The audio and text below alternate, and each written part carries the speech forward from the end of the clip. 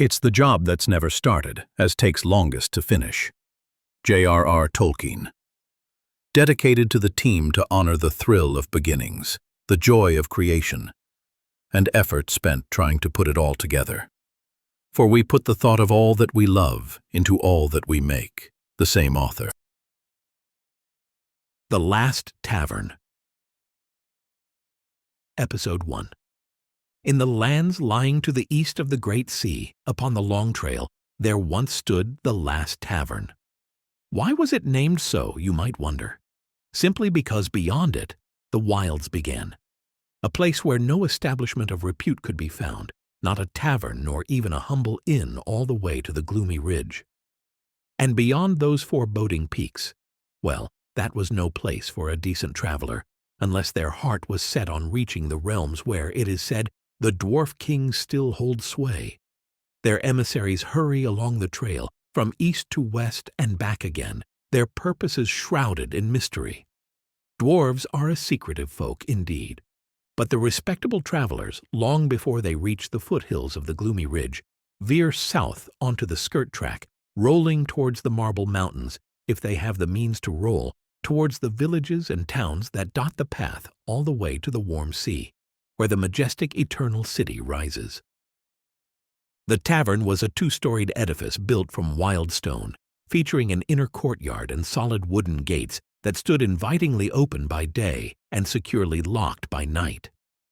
The upper floor was dedicated to bedrooms and private quarters, while at the heart of the ground level was the dining hall, surrounded by stables, a barn, pantries with a smokehouse, and what more? A simple horse-driven mill, sheltered from the rain, a grindstone with a gear and harness for a pony. In the far right corner of the courtyard was a well with a lid to prevent drunken guests from tumbling in. Beyond the tavern's wall stood a sheepfold and a modest smithy with a tethering post. Further south, hidden from the winds in a gentle depression, whispered an orchard, its fruits distilled into exquisite cider within the tavern. And beyond, in the heath thicket, was a secluded apiary. The tavern's windows were of rich mica, not mere animal bladder. The upper-story windows were of regular size, while those on the lower were narrow, like arrow slits, secured at night with heavy shutters. In essence, it was a fortress equipped with everything necessary for a siege, weaponry included. Though the Last Tavern had never faced a siege, it wasn't unfamiliar with the occasional night raid by bandits and creatures of a more mysterious nature. Yet those were the years of relative calm. By that time, the venerable Primus Old Oaks, the tavern's owner, had retired, spending his evenings regaling the guests with various tales and legends, while the day-to-day operations were managed by his industrious and capable daughter-in-law, Lyanna, to whom he had entrusted the running of the household, though not the finances, with peace of mind. For his elder son and heir, Otto, had taken to the mercantile trades, driving carts with bog iron to the west, even as far as the seacoast, profiting from the markets there with goods he'd then bring home to sell advantageously to the guests and passing travelers. Tanned belts and hides were traded to a neighboring saddler. Barley was turned into bread and beer, and with fresh beer, dried fish was always a welcome compliment, which Otto procured in bulk from the seacoast at a bargain. A shrewd master of his craft he was, clever and every bit his father's son. Should a sole come loose, a wheel hub crack, or a horse lose its shoe, there was Otto with his fiery hair and welcoming smile, laying out new boots or a wheel on his roadside stand, while his nephew, Grim, was quick to hammer and affix a new shoe in the forge. Grim had chosen not to stay at the seacoast with his father Hugo, Otto's younger brother, and instead returned to the shelter of his grandfather's wing. He was dubbed Grim for his demeanor, though what name he was given at birth, perhaps only his mother, Hortensia, who had passed her temperament on to him, could recall. Goodman Primus Old Oak's family was a veritable forest of its own, children, grandchildren, nieces, and nephews scattered like acorns around an ancient oak. Yet aside from the bachelor Grim and Otto's immediate kin, he kept no other family under his roof, excluding the farmhands. Such was the custom of the Oldoak's lineage. The entire estate was to be inherited by the eldest son, and the rest, well, they were politely nudged to seek their fortune elsewhere upon marriage. And those who settled into bachelorhood? They were, well, free to live as workers within the ancestral home. There would always be a corner to call their own. However, arable land was scarce. To the north, the Last Tavern was hemmed in by the foul marsh, and to the south lay heather-strewn wastelands. The soil was rocky and barren, good only for grazing sheep, which largely occupied Otto's sons, Sam and Weiss, both freckled and red-haired, the spitting image of their father. Well, but to delve too deeply into the genealogies of the old oaks would lead us astray, for tedious are such family trees compared to the roadside tales of old Primus. A master storyteller he was, adept at enchanting many a traveler with his tales before bedtime. Indeed, these stories often convinced guests to stay the night who might otherwise have pressed on while daylight remained to reach Lodge Hill, a larger, fenced settlement where lodging and food were cheaper and the safety of its walls more assured. But here, in the borderlands, all manner of curious and uncanny creatures roamed. Master Primus relished these tales, sharing them on darkening evenings. After downing his usual quart of his own ale, he would give a satisfied grunt, wipe his red beard, and begin. Have you heard the song of the limping troll beneath the bridge and crafty Nick? Or the tale of the green elves and the fool's gold? Or the story of the dragon that got stuck in Ham the cobbler's well at Sheep's Brow? No, we haven't, the guests would chorus, even those who had heard these tales 5 times over. Give us your songs and stories. Don't keep us waiting till dawn. All right then, Master Primus would respond, narrowing his eyes slyly and wiping his ruddy bald head with an embroidered flannel kerchief his daughter-in-law had gifted him for his birthday. He would launch into the song about the limping troll and shepherd Nick, with a simple beat of 2 stomps and 3 claps, while his eldest and favorite granddaughter Olive accompanied him on the lute. Olive, with her golden hair, lively like her father and spirited like her mother, was nearing marrying age. She had already had suitors from Lodge Hill, but Master Primus had briskly turned them away with a half-turn, threatening to unleash the dogs if they dared return. And such dogs they were, true wolves. Without such beasts in the borderlands, one wouldn't last long. You'd perish. And so, my friends, crafty Nick tricked the gluttonous, limping troll, luring him into the sunlight where he remains to this day, a stone idol. Master Primus finished the merry song to cheers and applause from the audience. After a hearty swig and a brief cough, he then regaled them with the story of 2 giants and the hunter Isi, who volunteered to settle their dispute over the division of captured treasures, cunningly concealing his real name to avoid the wrath of curses. While the giants raced to that distant mountain and back, Etchi vanished with all the riches, leaving the duped giants to scour the foothills to this day, spewing curses and threats, and woe betide the hunter who falls into their grasp, for they would shake out his soul and guts to find where their gold has gone. Well, those are just songs and tall tales, spoke up a dubious figure in a cloak, who had been nursing his drink alone in a corner. Why don't you share something you've actually witnessed yourself? Give us a real story, something you've seen with your own eyes. I shall indeed, Master Primus replied, unperturbed, lighting a short sea pipe. He puffed out smoke like a chimney in first light and began. I suppose you all know, and those who don't, better listen quietly, that our lands, let's just say, aren't the most hospitable or welcoming. And were it not for the foul marsh to the north, through which no troll or ogre could pass, the night creatures would have scattered my haven to the stones, despite our walls being a yard thick. You lot at Lodge Hill, all drinking and singing, might not want to acknowledge what lurks within a day's journey from you. But here you can't turn a blind eye. Leave sheep unattended, and wolves from the thicket will be upon them. Mangy they may be, but they'll snatch a ram. And on dark nights worse creatures come calling, leaving tracks unlike any beast known.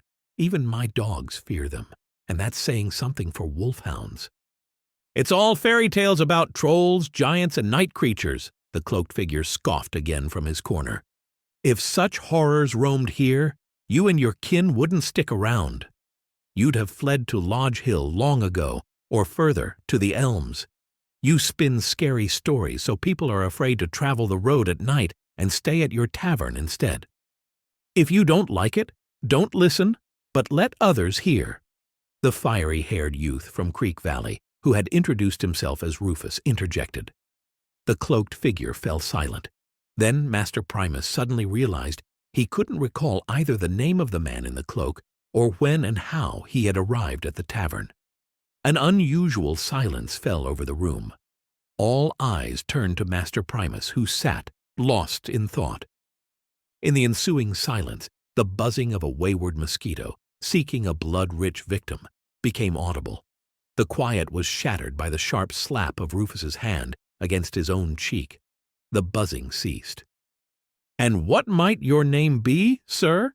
Master Primus promptly asked the cloaked figure. "Yes, you, the one in the cloak. It's customary here, you see, to introduce oneself upon entering. And how you introduced yourself, if at all, I seem to have forgotten." "Mortimer?" the figure muttered reluctantly.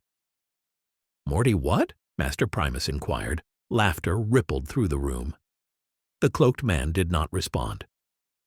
"Well, Morty it is then," Master Primus chuckled. "So my wife developed an unbearable craving for fish and nagged me incessantly to catch some. Normally it's not easy to slip out for fishing, but this time she herself practically shoved me out the door. There are no rivers nearby, and the streams only yield small fry, not worth the effort. But amidst the marsh lies a large lake. The foul marsh wasn't always so foul. As the elders once told me, all these swamps were once a single massive lake, 3 days' walk from west to east, and just as much from the long trail northward. That lake teemed with a great abundance of fish, and fishermen's boats even sailed upon it under sail." "Yes, sail," Primus added, explaining in response to the puzzled exclamation of a lanky adolescent who had tagged along with his father on a journey. "But after the great quake, all the waterways feeding the lake ceased," Master Primus continued, breaking the silence. "Where there were riverbeds, mounds arose. The streams from the chilly ridge or the storm-fell hills dried up or vanished. Thus, over time, the lake turned into a swamp, a marsh, and where the deepest part was, there lay a quagmire, the water body concealed under moss. Walking across a moss carpet, it quivers under your feet like jelly, so they call it a quagmire," he explained thoroughly. "The morning of that day was clear, early autumn in the air.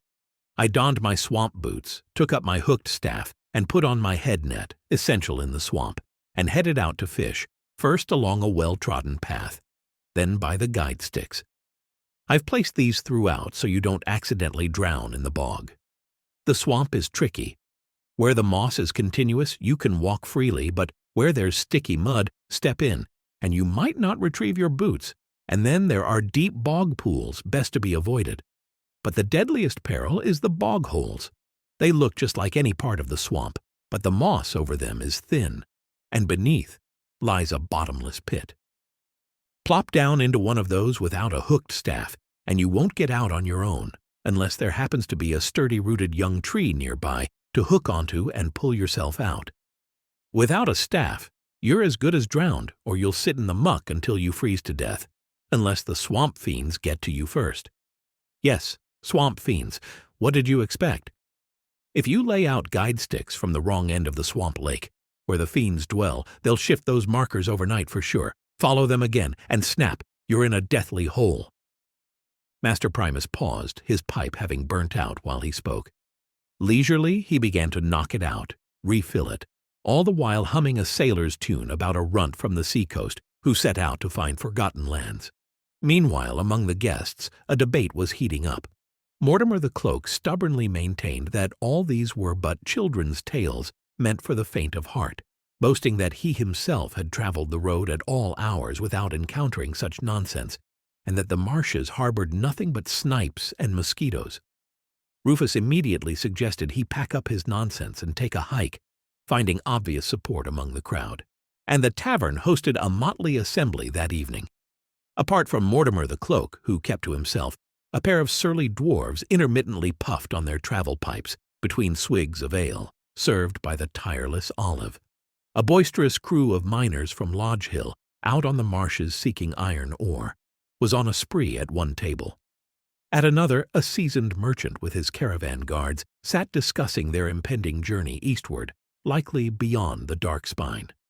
Nearby, young Rufus, with two sons just like him, relaxed after driving a newly purchased flock from the thicket to Creek Valley. And in the corner opposite Morty, there were two hunters clad in green cloaks with hoods. In total, 16 wandering souls found refuge within the tavern's walls that night.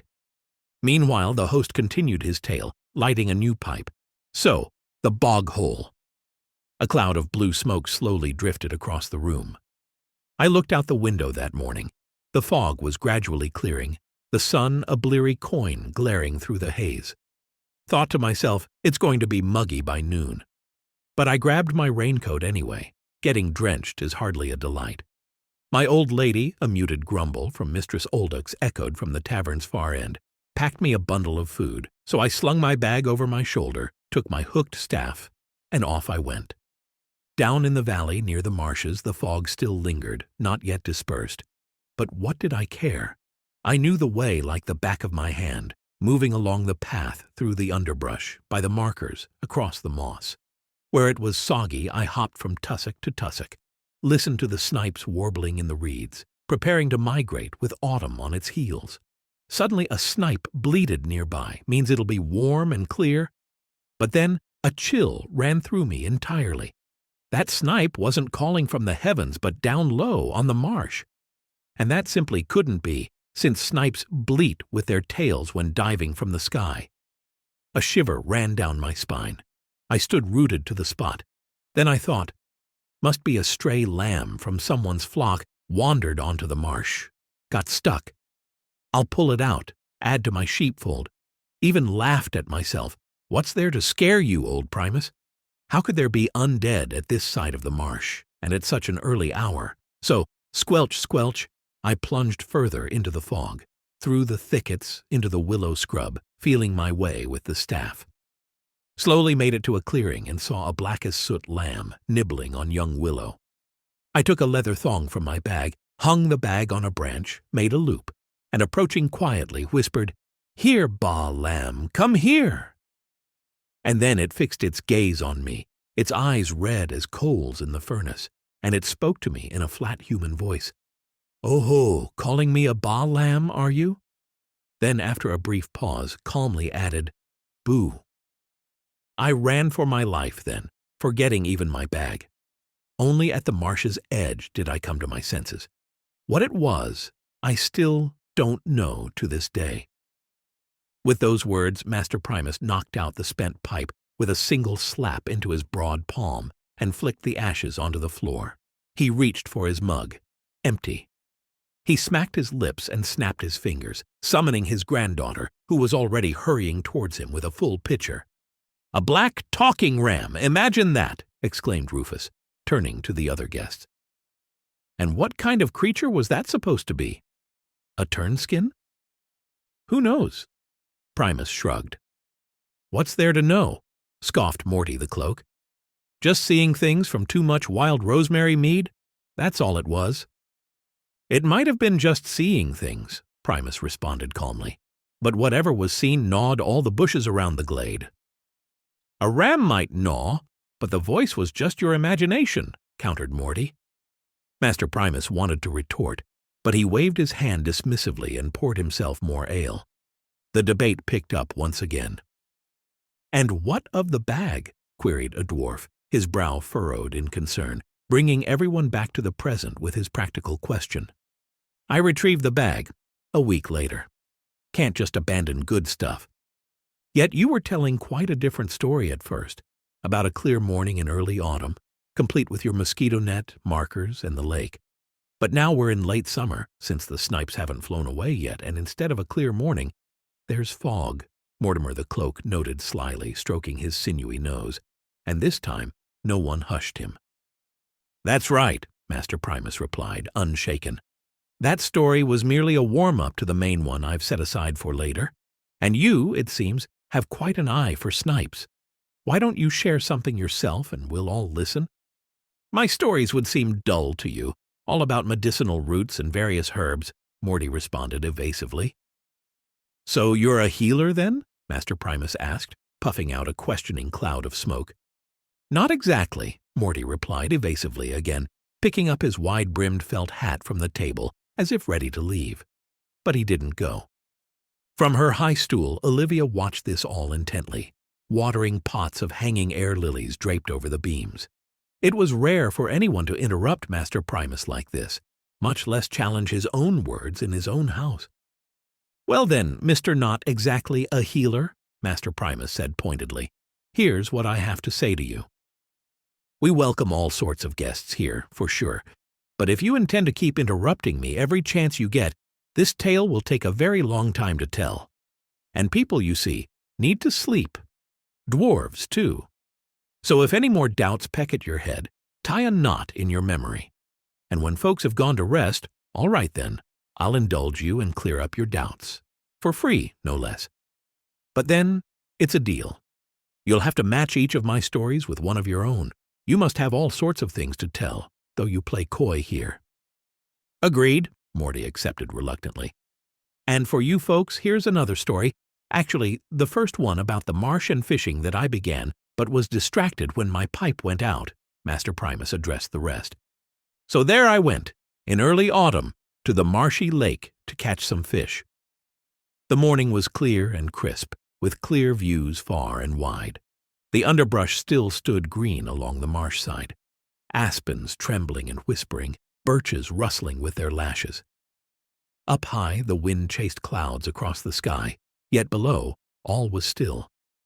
I saw wedges of geese coming down heavy on the lake, gearing up to head south, their calls and honks filling the air. Ah, I thought, I should have brought my bow, could have bagged some fowl too.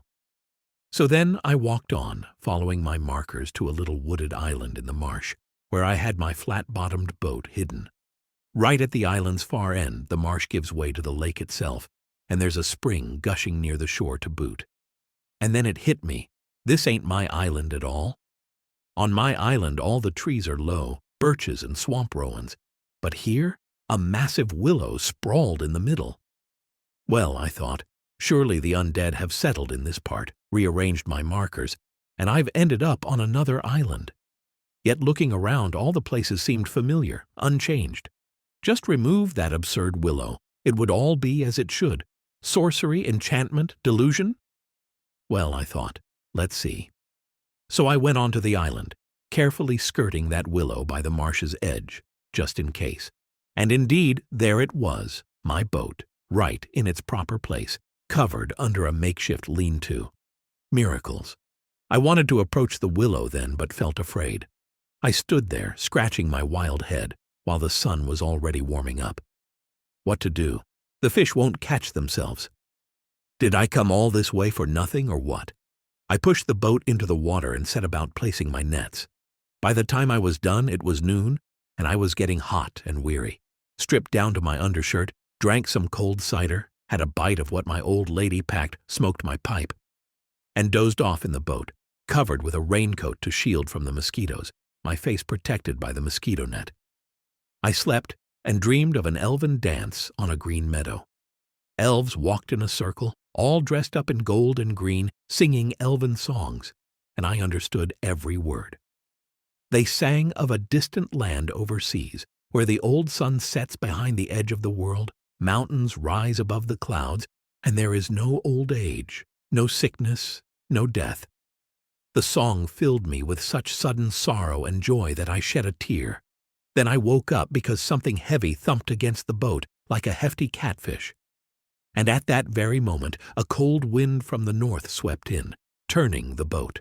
I pulled off my head net and saw the sun, a rosy pancake, was already slipping over the distant edge of the swamp. Goodness, how long I'd slept. Hastily, I got to paddling back to my floats to haul in the nets.